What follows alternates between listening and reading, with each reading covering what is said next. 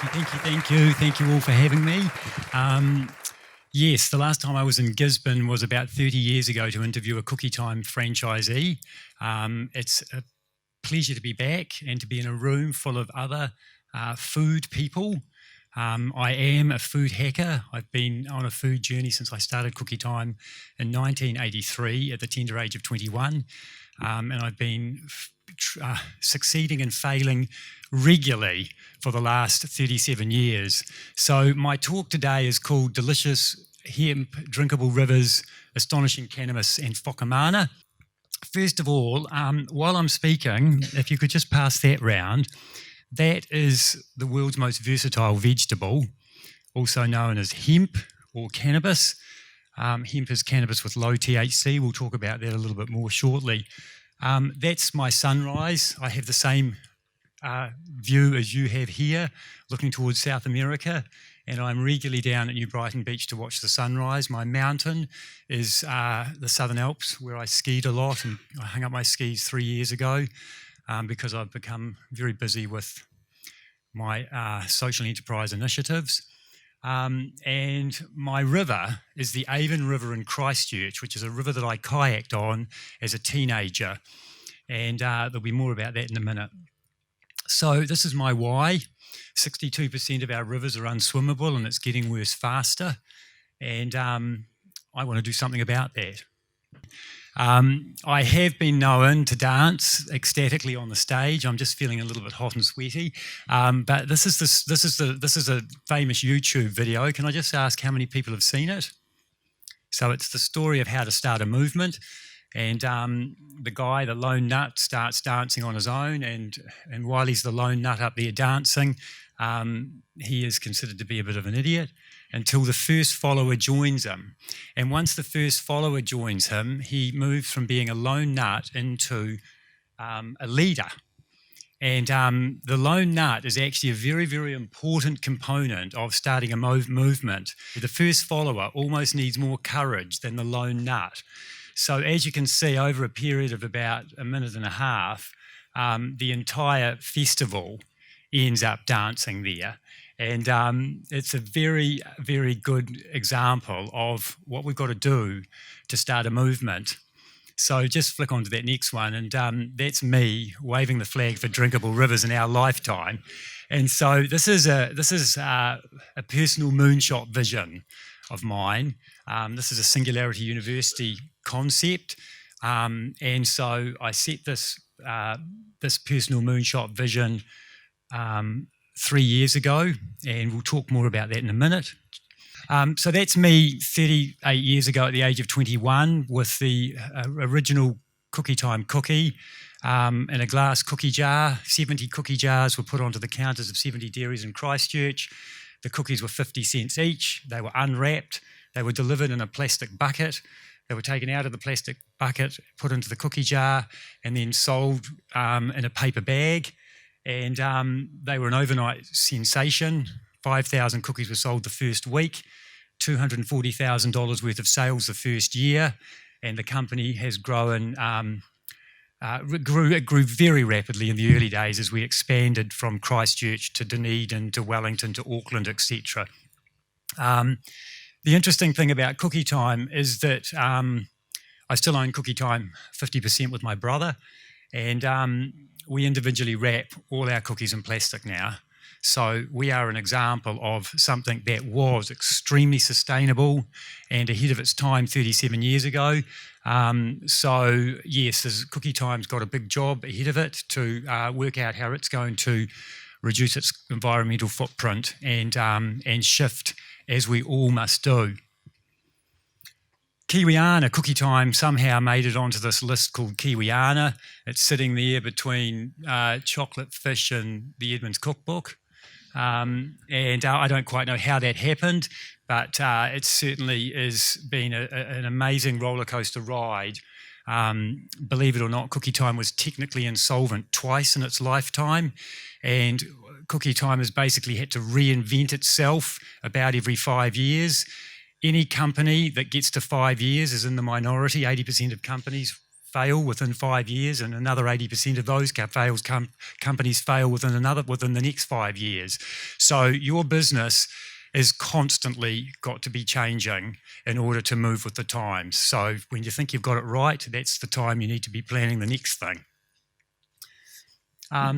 That's the world's biggest cookie that Cookie Time baked in 1996. Because we had no money, we had to come up with creative and innovative ways to get our name out there, and that was one of the best things we ever did. We were on CNN and BBC and TV1 and TV3 and the front page of the Christchurch Press twice with that. Next slide. 1 square meal. Now, actually, I'll just take a moment right now. I just want to ask a couple of questions just to get a bit of a sense of where everyone's at. So, how many people have heard of Cookie Time? So we're going to go everybody, pretty much. Okay, so how many people have not heard of 1 square meal? So we've got 5 or 6 in the audience that haven't heard of 1 square meal. So next question, how many people in the audience have heard of nutrient rescue? Okay, and drinkable rivers? And whakamana. Okay, all right, that's great. So 1 square meal was a product that was created because at the time there was a massive shift going on towards healthy food. And by the way, I should actually point out that when Cookie Time was launched in 1983, it was considered a health food. Because in 1983, there was filled rolls and pies over here, and then over here there were lollies and sweets and chocolate bars. There were no muffins, slices, cakes, cookies, or any of those baked treats in between. So basically, you know, you've got the choice of a Moro bar or a filled roll, and you know, a cookie.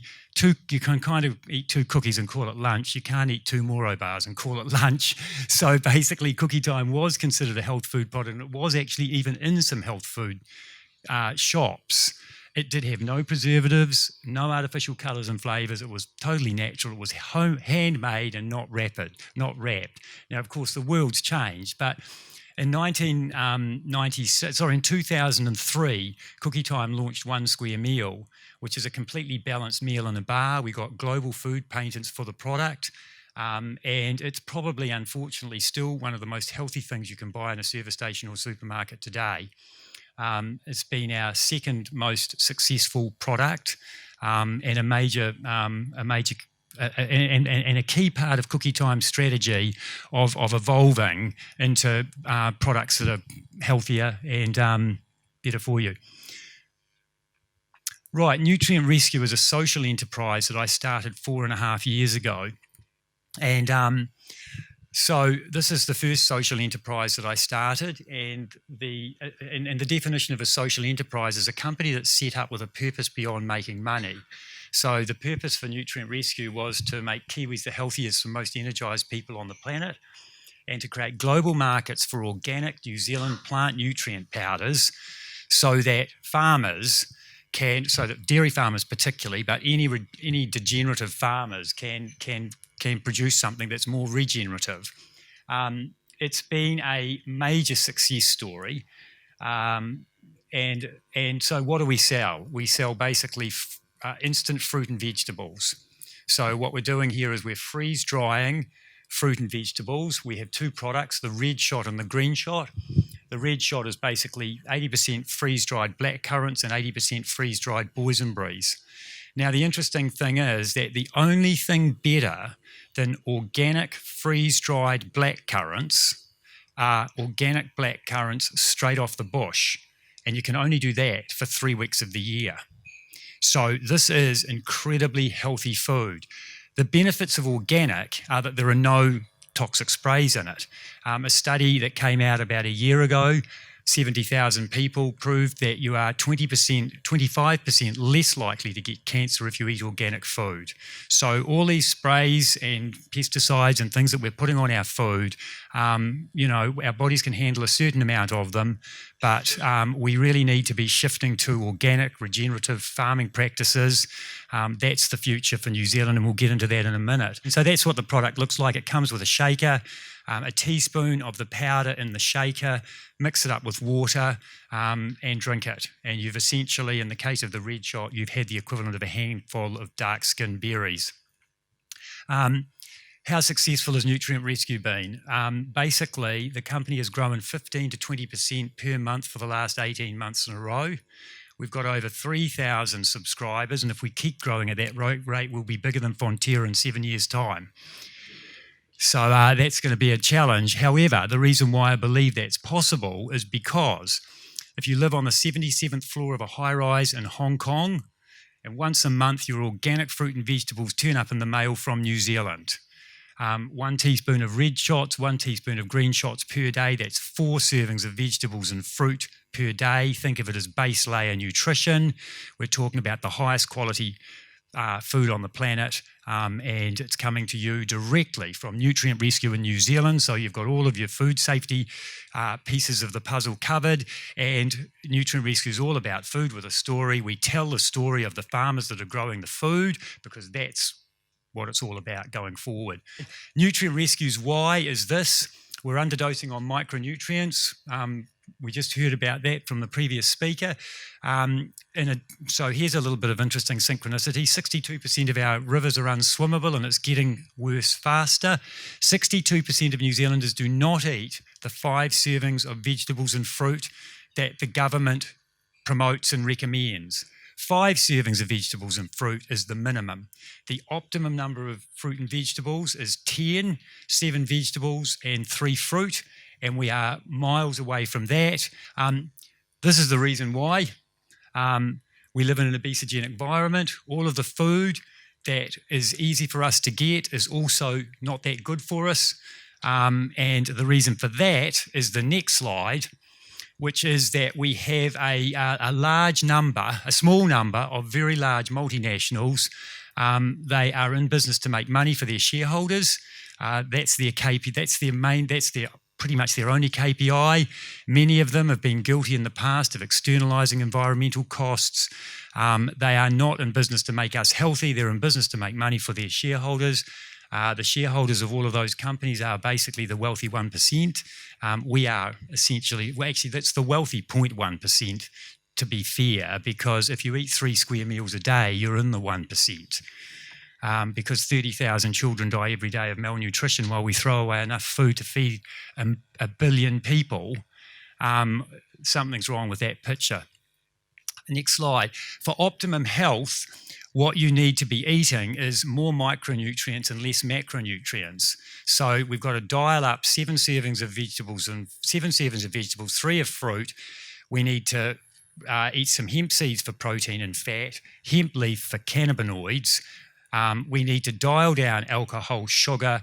We need to dial down our meat and dairy, and we need to dial down wheat because it's full of gluten. And there's a clue in the name, gluten. It's a bit like putting PVA glue in your body. It's not particularly good. And that statement down the bottom there, the dose makes the poison, find your doses. So every substance is a potion or a poison, depending upon the dose. 1 peanut will kill you if you're going to have an anaphylactic shock. You can die from drinking too much water. Everybody in this room is unique. Your bodies are all completely unique. You are an experiment of one. Try different things. Try no meat for a month. Try no dairy for a month. Try cutting way down on sugar. See what happens. Experiment on yourself. But generally speaking, we need 7 servings of fruit, 10 servings of vegetables and fruit a day. And what I say to people is just focus on eating the vegetables and fruit.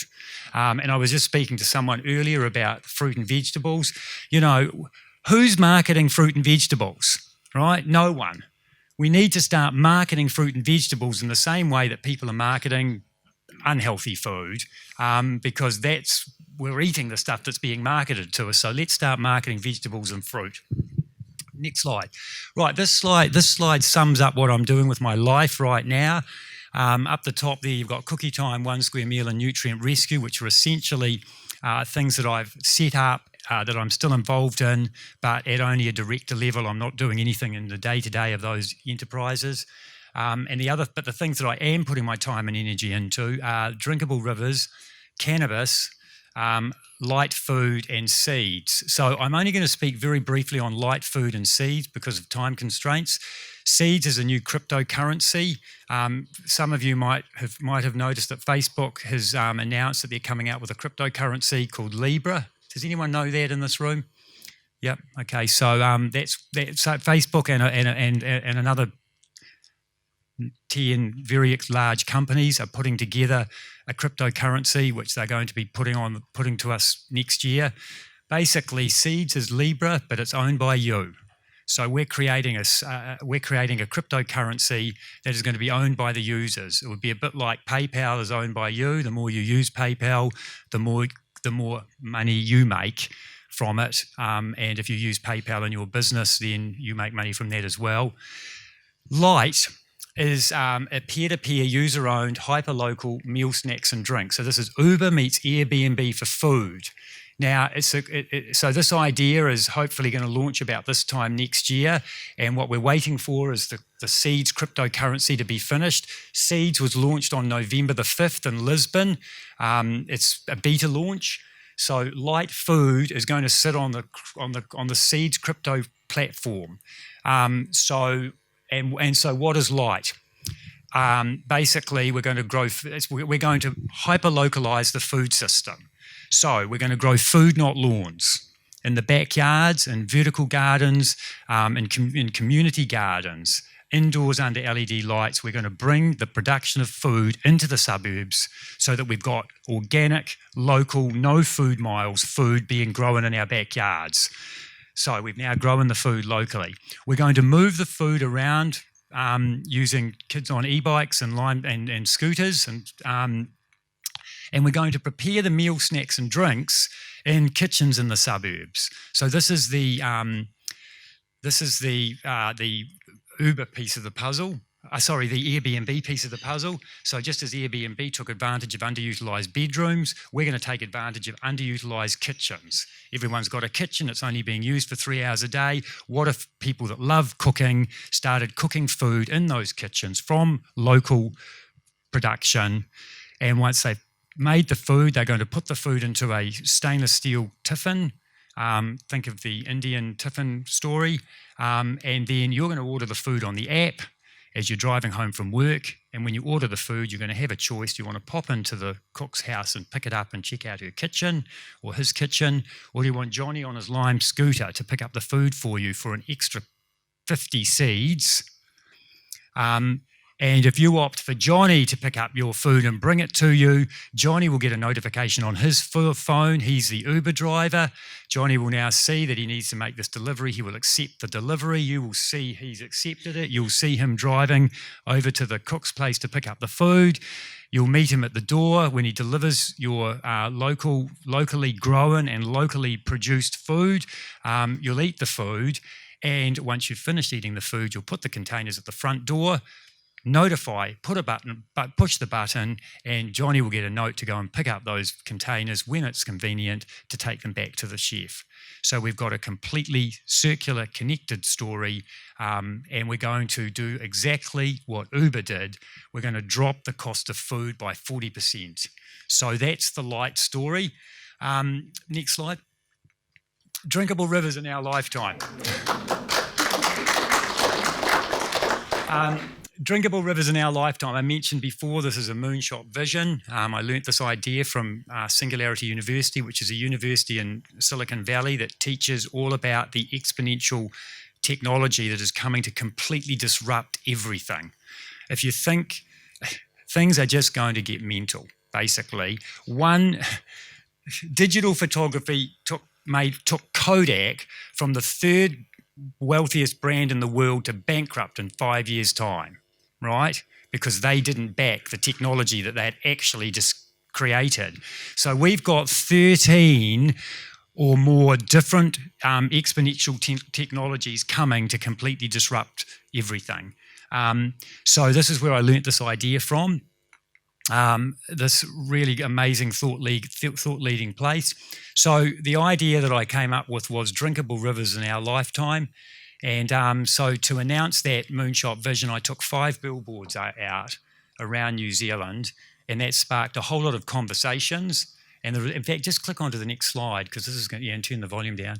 So this is, while I'm talking about this is a little video of me kayaking the length of the Avon River in Christchurch with my 16-year-old. I've just turned the noise right down, thanks, Simon. So, drinkable rivers, I put up the billboards. I knew very little about water quality and all of the issues at the time. And I received a lot of people contacting me.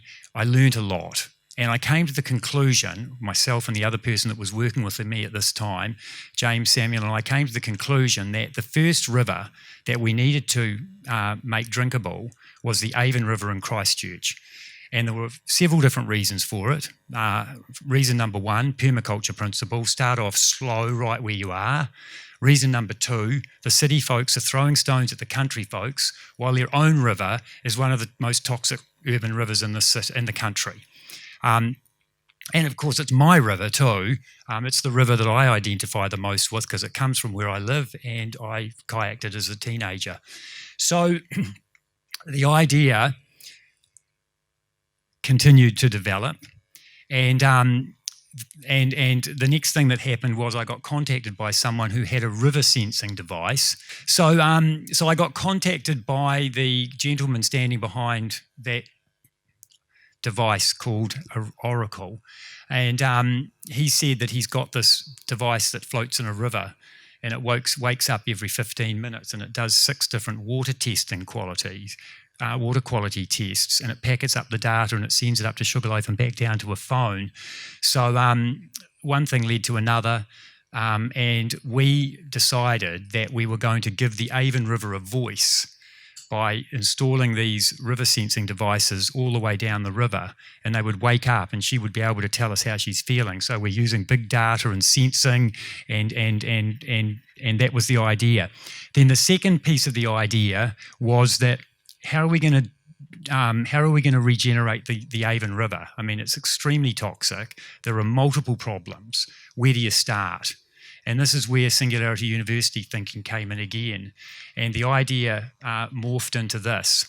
We're going to start with the first 110 metres of the Avon River. So the Avon River winds 14 kilometres through the city, and it begins its journey in Avonhead, where 3 springs come out of the ground. There's already E. coli levels and nitrate levels off the charts. Well, the nitrates are not off the charts. The E. coli levels are off the charts. We know why. We know that we can fix that. But if we can't fix the first... So basically the plan is this. In year 1, we're going to do the first 110 metres of the Avon River. In year 2, we're going to do the next 220 metres. In year 3, we're going to do the next 440 metres. And we're going to double it every year. And what that will mean is it will take 7 years of doubling from 110 metres until the entire 14-kilometre long river is complete. So we have started this journey by launching Oracle 1 in what we're calling Riverhood 1, which is the first 110 metres of the river. We've engaged the local school who are going to come down and plant all the riparian planting and tend the natives that we're going to plant.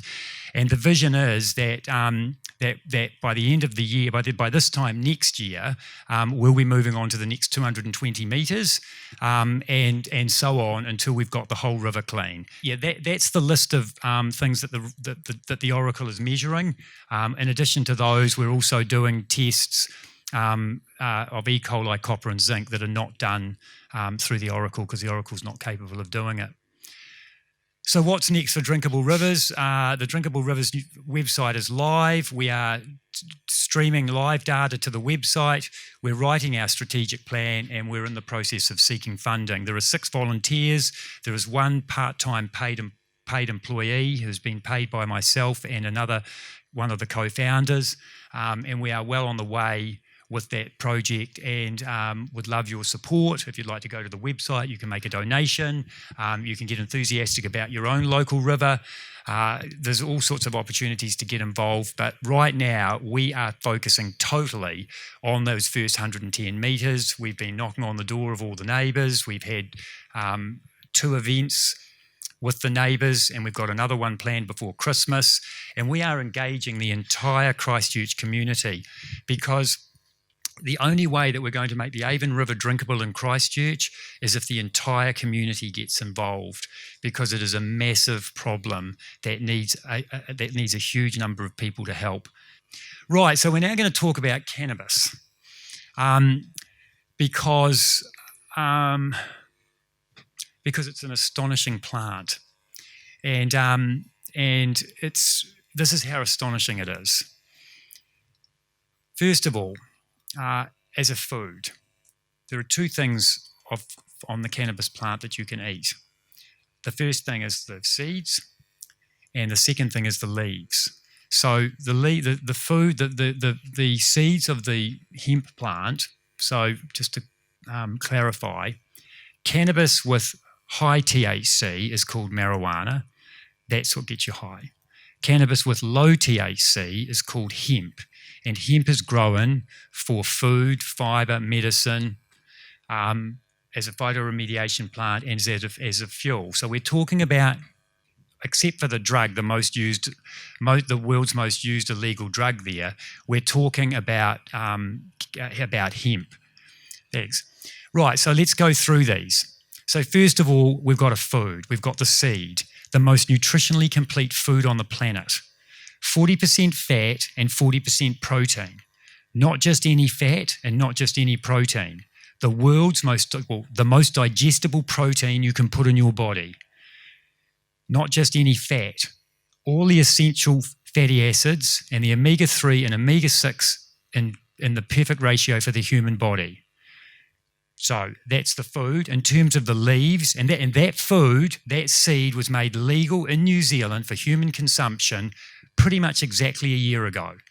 So a year ago, New Zealand and Australia were the last 2 countries in the world to make hemp seeds legal for us to eat. There is never any THC in the seeds of any cannabis plant. So this is not a THC problem.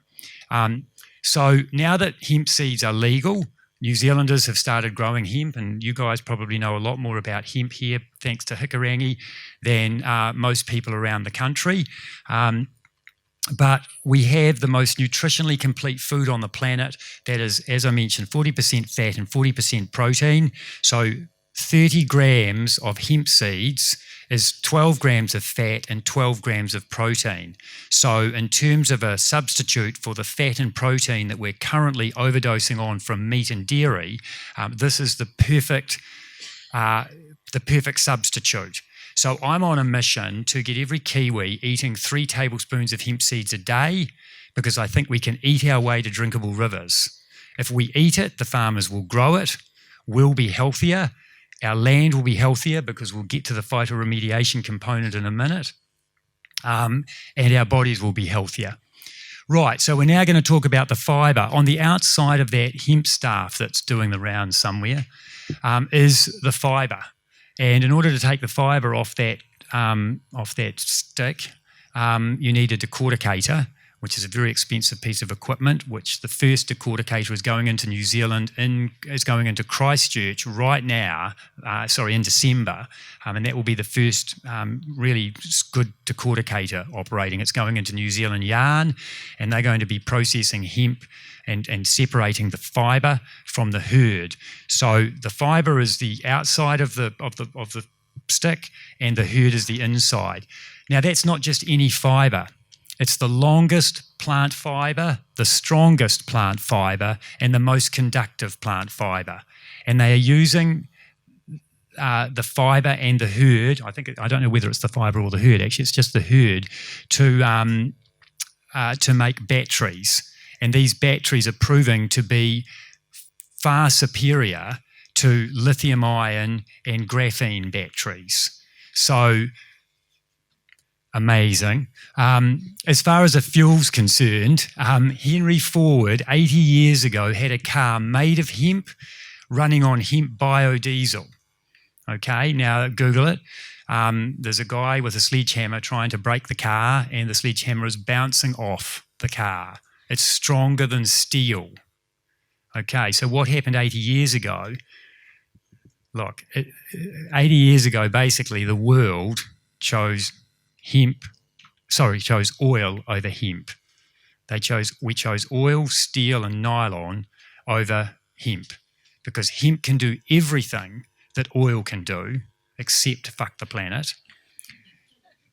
It can also do everything that dairy can do, because from those hemp seeds you can make hemp milk, and from the hemp milk you can make everything you can make from cow's milk. Okay, so it's astonishing is the only word to describe hemp or cannabis. And I've been on a journey, my own journey, studying hemp and cannabis and marijuana and medicinal cannabis for 5 years, when I did a deep dive into the future of food and realised that the current food system is actually not healthy for us or the planet or the animals. Right, so as far as a medicine is concerned, it's the most pharmacologically active plant on the planet. There are over 504 phytochemicals in cannabis. We've heard of THC and CBD being the two cannabinoids that we know the most about.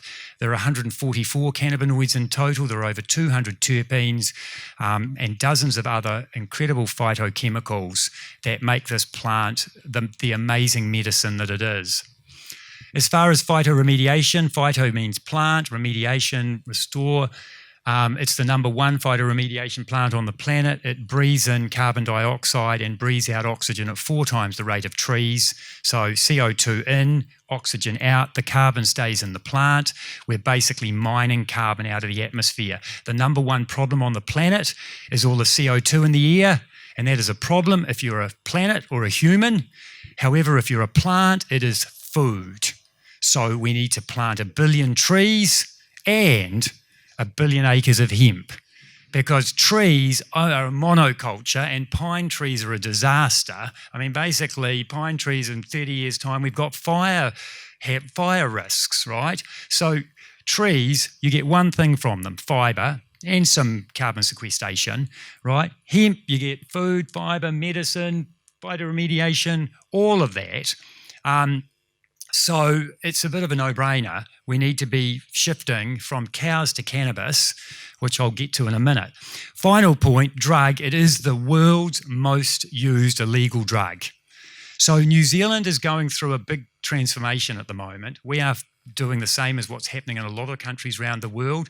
We made hemp food legal a year ago. This year we've been having a conversation and making medicinal cannabis legal, and in March next year there will be a whole lot of new medicinal cannabis laws and a whole lot more medicinal cannabis options for everybody to choose from. So that's the slide. We've already covered that. Moving on. This is basically a video that was played at the inaugural iHemp Summit, showing some of the 50,000 uses from this plant. As I mentioned, it can basically do everything that oil and dairy can do, and that's pretty much everything. So we won't watch that video. It's 3 minutes of stories like that, of pictures of products and that can be made from hemp. So in the New Zealand Herald in March 2017, Richard Branson was here and he said New Zealand should swap cows for cannabis. What he meant was hemp, because hemp's what you grow at scale. And so essentially I'd come to the same conclusion 3 months before I read that in the New Zealand Herald.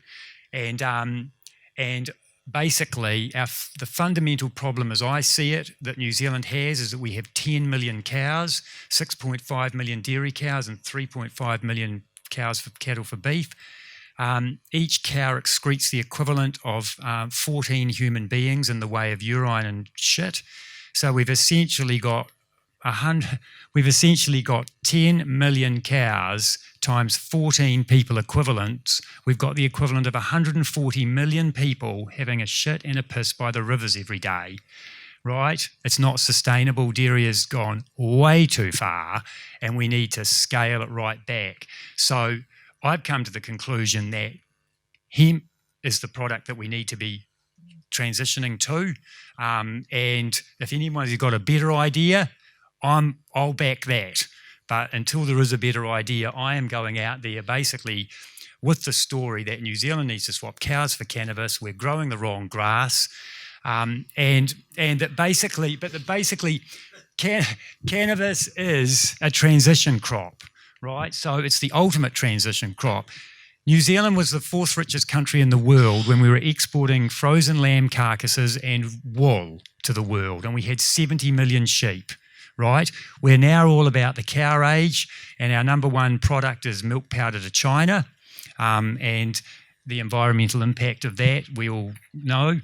So I think we need to move to the hemp age as a transition to the soil-building regenerative agricultural age, this amazing word, regenerative agriculture, that we've all only started using in the last 12 months. And that is really backed up by what the UN said, small-scale organic farming is the only way to feed the world. So that's the story. New Zealand needs to shift from the lamb age to the cow age to the hemp age and onto the soil-building regenerative agricultural age. As far as a medicine is concerned, that man there is Dr. David Bierman. He was brought to New Zealand by myself and a couple of other people and spoke in Auckland, Nelson, Golden Bay and Christchurch. He's been practicing cannabis medicine since 1996. That's how long medicinal cannabis has been used in California. So New Zealand is way behind the times on medicinal cannabis. He says there are 26,000 studies in the therapeutic benefits of cannabis. It is not something that we don't know about. We know a lot about it. Dr. Bierman, in all his research, has the evidence to back up all these statements. It's a medicine. It's not a tool of the devil. It causes no brain damage. It causes no adverse or fetal effect. It causes no increase in auto accident risk. It is not a gateway drug. It does not adversely affect children. It does not cause lung cancer. It does not cause cancer and does not cause psychosis. So New Zealand already has a medicinal cannabis industry. Right now, we have 170,000 New Zealanders using cannabis as a medicine. That's on the Ministry of Health's website. Where are they getting that product from? 2,000 plus green fairies. A green fairy is a person that makes medicinal cannabis products in their kitchen at home and either sells it or gives it to people in need. There are over 2,000 of them. That's a guess, but it's pretty accurate. And they are getting their product from the 20,000 growers. New Zealand grows the best cannabis in the world for two reasons. Number one, we have the best light in the world. And number two, we're farmers, we're growers, we're Kiwis, we're innovators, and we're miles from anywhere, and we've been working out what to do. And we've got lots of amazing growers out there who have been growing cannabis for 30 years, and they have a relationship with this plant that is next level. And we need to take that and multiply it. Now, in the referendum next year, we're going to be voting on whether to legalise cannabis or not. It's going to be a yes-no vote. If the vote is yes, which I am certainly hoping it is because of the harm reduction aspect, basically legalising cannabis will create less harm than the current prohibition situation. One of the things that will be definitely happening in a yes vote is you'll be allowed to grow either 4, 6 or 8 plants at home. We need to go from 20,000 growers to 200,000 growers, right? Every person in this room needs to either grow their own cannabis or get a grower to come to them and help them grow it. This is a food. We actually need to be eating cannabis. It's a vegetable, and we need to be eating it in our diets as salad material, and we need to be microdosing those amazing 504 phytochemicals daily so that we don't have to macrodose cannabis when we eat it as a medicine. And that leads us to Whakamana. Whakamana is the New Zealand Institute of Cannabis Education, Research and Development. It's a social enterprise, and this is what we're doing. We have a lease subject to a Pledge Me crowdfunding campaign. I put a card on everybody's desk about it. And we have an amazing opportunity to transform two of Christchurch's most iconic buildings, Trinity Church and Shan's Emporium. Shan's is the oldest commercial building in Christchurch. It's currently been completely restored and is operational, and Whakamana is actually in there, and that's where we're running our crowdfunding campaign. We have a museum downstairs that we relocated from Dunedin, and we have all sorts of crowdfunding information. What we're going to be doing with our crowdfund is we're going to be raising the money to turn the church into a museum from 9 to 5. And then at 5 o'clock, the museum will morph into Cannabis University for 3 hours from 6 to 9 p.m. of cannabis education, everything from cooking with hemp to growing your own medicine will be what we're talking about in there. And because after 80 years of prohibition, what we know about cannabis is very little, and much of what we think we know is myths and lies from the propaganda years. So there is a massive re-education to do, and that is the purpose of Whakamana. Our social enterprise purpose is to make Kiwis the most cannabis literate people on the planet so that we can take advantage of the return to humanity of the most astonishing plant on the planet. A plant that was, for the 12,000 years before it was prohibited, the world's #1 economic crop plant, right? And it's coming back, right? With all of those benefits, it's amazing.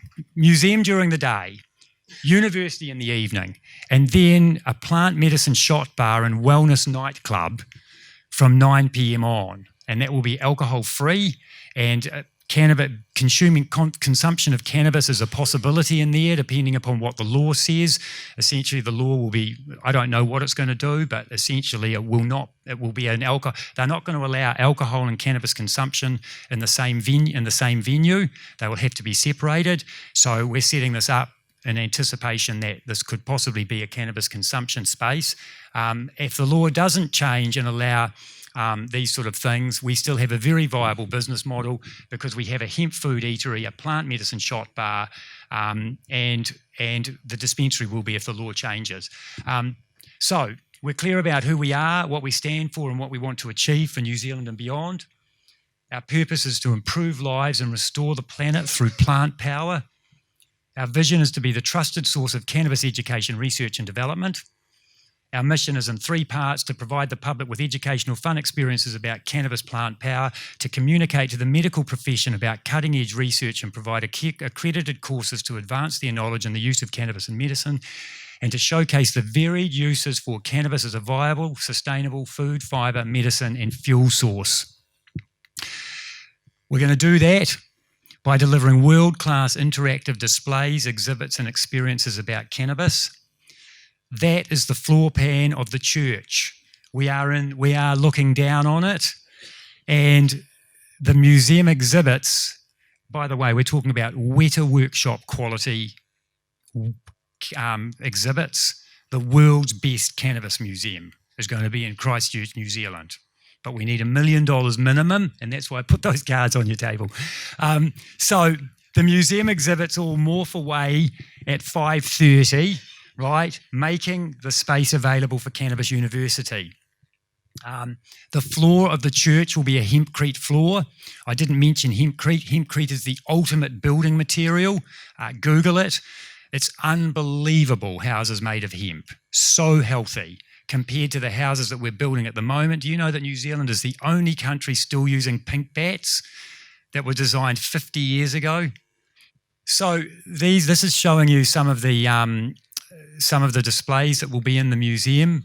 On our Pledge Me campaign website, you can see all of the displays. This one here I love, that little play pod. That's the shape of a cannabis seed. And what's in there is stuff for kids to play with. But the most interesting thing that's in there is hemp plastic Lego. So Lego have announced that they're shifting to hemp. So how cool is that? I mean, this is the trend. This is the return of cannabis is going to be bigger than the internet, right? That's how big it is. It is the biggest thing ever. Right, so these are just the products and services that we'll be offering. We've got the hemp food eatery, we've got educational experiences, we've got a museum. We're going to be selling all of the products that come from the hemp plant. We're going to have merchandise. We'll have retail cannabis as in a dispensary, if the law allows. We're going to have books and magazines, entertainment, events and venue hire, and we'll be offering tours to hemp fields in Canterbury. We're different in lots of ways, but one of the ways that we're different is that we are creating an app to run this entire business on. So why that? So these are some of the things that the app does. First of all, live streaming. So all of those education events that happen from 6 to 9 p.m. will be live streamed to the app. So you here in Gisborne can tune in to the education that's going on at Whakamana. And if you can't tune in at the time, we will save all the education and you can watch it later as a recording. The app will also allow you to enhance the museum the museum experience. As you're walking around, you'll be able to point your phone at things and it will enhance it. And for people that aren't in Christchurch, they can have a virtual museum experience. It'll also be where you order your food. So the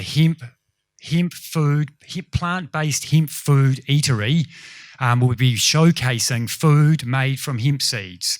And you'll be able to order that food on the app.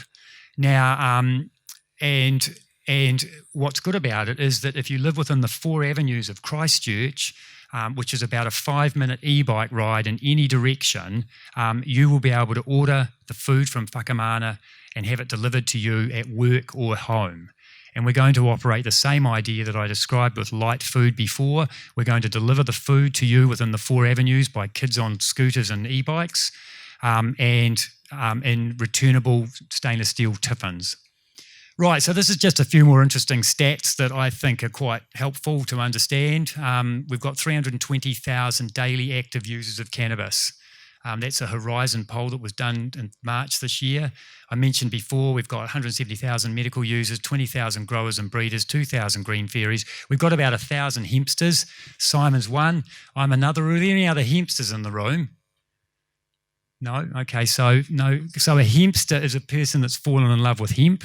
All you have to do is Google it and follow the rabbit hole that will lead you on, and after a while, you too will become a hempster. And there's and there's hundreds of cannabis entrepreneurs. And if you are, all of us are business people in this room. There is a huge cannabis opportunities for you all. I know a winery. Kirsty is her name. I can't remember what winery it is. They are practicing. They are currently testing planting cannabis between the rows of wine, right? Because of the work that it does on the soil. Right, we're nearly there. We're seeking to raise between $1 and $2 million. The shares are available from $50 for the minimum purchase. We're offering 2,000 shares, which constitutes 61% of the company. The share offer is open until the 16th of December. The dream scenario is that we get 10,600 shareholders. And if we do, that will make us bigger than Fonterra with 10,500 shareholders and the largest company in New Zealand. And it will be owned by thousands of individuals, all owning a little bit, so a real pure, true social enterprise. But not only will it be the largest company in New Zealand by shareholder numbers, it will also be the largest social enterprise in the world. So as you can see, I think big. And that pretty much sums it up.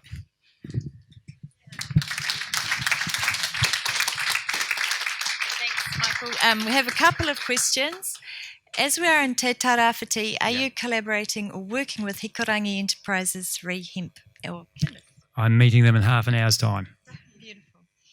I couldn't come here and not meet those guys. It's fantastic to see what's happening there. Whakamana means more mana, or to restore the mana of, or in one word, empowerment. So Whakamana is here to restore the mana of cannabis.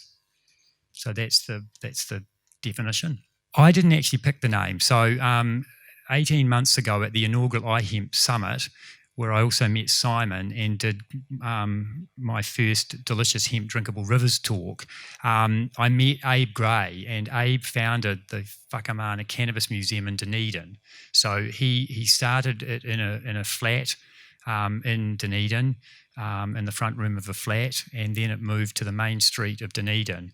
And the name, he told me the story of how they came up with the name. He went and visited someone at the university that was familiar with all of these things, and that's where the name came from. And unfortunately, I don't have the full detail on it, but basically it was a name that was chosen for him by someone. So look, basically there is an intention to have a consumption space. It may not be in the church, it may be in the building next door, or it may have to be somewhere separate. We don't know the answer to that question because we have no idea what the law is going to, what's going to be allowed and what isn't. But there is definitely the intention that there would be a place where people could come and consume their medicine, because it's all medicinal. No, yeah, exactly. Look, I don't know what that looks like. I mean, the way that I would, the best, like if I was in charge of things, I would be suggesting this, that every dairy farmer should put a quarter of their farm in hemp, right? In fact, the first year they should put 1 acre, and the second year they should put 2 acres, and the third year they should put 4 acres, and then 8 acres, right? So that's the best way to do it. Or another way to think about it is put a quarter of your land in hemp this year. So remove a quarter of the cows, put a quarter of the land in hemp, right? And then the next year move that hemp to the next quarter of the farm and the next quarter. Because I mentioned the phytoremediation power of hemp in terms of sequestering carbon out of the atmosphere, but it's equally as amazing at sequestering heavy metals and toxins out of the soil. So as a way of cleaning soil that's, basically all these dairy farms are very, very rich, have very, very rich soils. It's amazing food for hemp. The biggest problem that we have is called big cannabis. What we don't want to end up with is what we've got with alcohol, right? Big alcohol companies that are very big with huge amounts of lobbying power in government, right? Advertising budgets, and they're in business to make money, right? We don't want that, because what we'll end up with is big American companies ending up owning everything. That is why I'm advocating for New Zealand to go from 20,000 growers to 200,000 growers, and for us to each individually, so it's distributing it out. So rather than having, 5 hikarangies, we'll have 1 hikarangi, right? And we'll all grow our own cannabis as well, okay? So yeah, so one of the biggest problems that we're working on and thinking about is how do we avoid that very problem that you're describing. And New Zealand has got the great benefit that New Zealand's got is that we do have the ability to look at all the mistakes that have been made by other countries. But essentially this is a plant. It's a very, very healthy plant. It's amazing medicine, and I actually believe that everyone in this room would benefit from finding their strain, finding their dose, and finding their ingestion method. And smoking cannabis is like having sex. You're no good the first time. So if you've smoked cannabis once and when it didn't work for me, right, well, that's the equivalent of having sex once and going, it didn't work for me. So, essentially, the way to think about cannabis is as a medicine. It's a whole plant, right? You have an endocannabinoid system, right? This is not taught in med school. Cannabis is full of phytocannabinoids. Your body produces cannabinoids, right? Cannabis is full of phytocannabinoids. It is a supplement to your diet. You need to think of cannabinoids as vitamin C. And there are people in this room right now, I can tell you, who are going to find where just as you can have 1 peanut and die from an anaphylactic shock, you can have 1 puff of pot and it will stop your Parkinson's from shaking. Right? You could smoke some cannabis before you go to bed, and you could go from having terrible broken sleep to having the best night's sleep of your life. You can go from the miracles that are out there. Okay, here's another stat. 50% of cancer patients in New Zealand right now are using cannabis illegally. Right? So it's out there already. It is already in society. There are 320,000 people using cannabis every day. Some of those people are smoking indica and becoming stoned and lying on the couch, and those are the people that are not benefiting from it. But there are lots of other people that are benefiting from it. There are lots of people that are choosing to use cannabis instead of alcohol. I think that's actually a wise choice. So, yeah, happy to talk to you afterwards about it. But any other questions on it? Thanks very much, Michael.